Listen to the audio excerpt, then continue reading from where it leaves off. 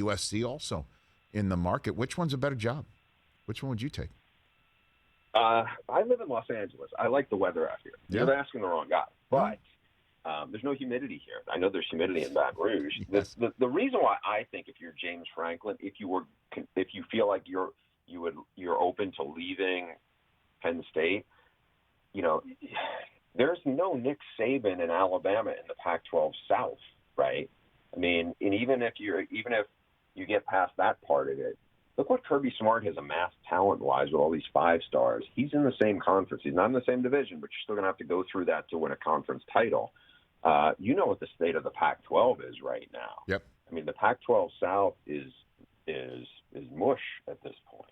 And so I don't know. I mean, to me, that's the part where it's just like if you can convince the coaches, whoever you're trying to woo at if you're USC, whether it's Luke Fickell from Cincinnati or James Franklin, at Penn State, I think one of the big selling points is the head coach is going to get paid in a big way.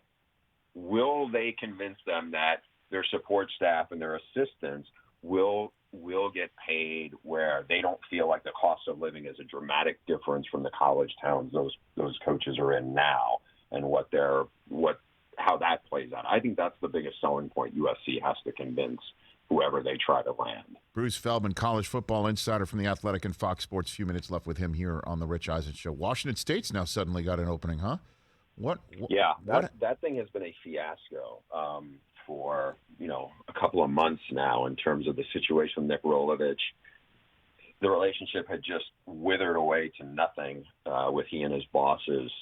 So now what's tricky there is basically it's not just Rolovich. Rolovich and 4 of his assistants, and this isn't like Alabama or some of these other places where you have like 20 analysts that you can plug in.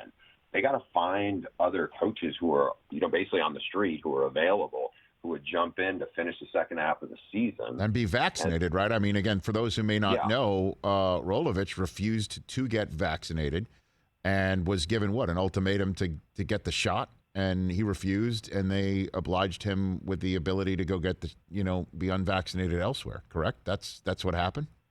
Yeah, in a nutshell. And then, now we'll see what they do in their coaching search, later on, because like I said, right now I talked to the AD last night and they just said, they had some contingency plans, but now to line up people, because it's not just Rolovich. Rolovich is a hands-on offensive coach.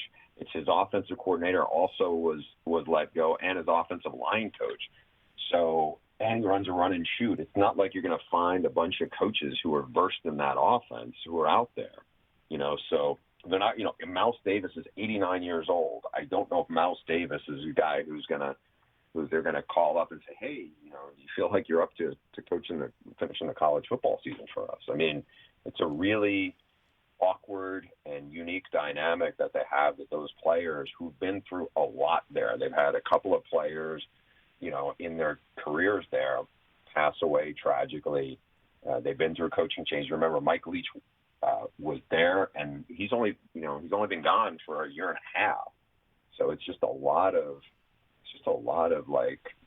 uncertainty and tumultuous stuff that those players have dealt with, and now this is the latest turn on them. Hey, you watched all the way to the end. Thanks for that. Watch more right here.